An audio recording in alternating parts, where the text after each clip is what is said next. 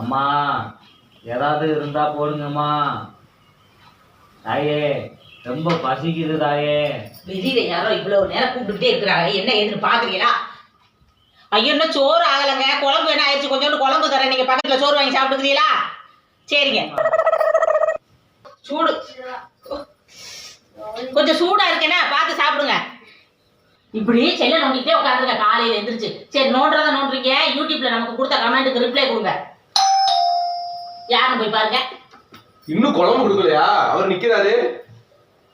ஐயோ இதுக்குதான் நான் டேஸ்டாவே குழம்பு வைக்கிறது இல்ல. நான் டேஸ்டா குழம்பு வச்சாலே இப்படித்தே மாத்து கட்டில வந்து வாங்குவாங்க. சரியான நாக்கு சத்தவனா இருப்பான் போலயே. ஏன் குழம்பு நல்லா இல்லைன்ட்டியா? என்னாச்சு? சாப்பிட்டு மிச்சமாயிருச்சான், அதனால நல்ல குழம்பு வேஸ்ட் ஆக்க வேண்டாமேன்னு திருப்பி கொடுத்துட்டு போயிட்டேன். நீ தொடக்கிறத பார்த்தா கொடுத்துட்டு போன மாதிரி தெரியலையே.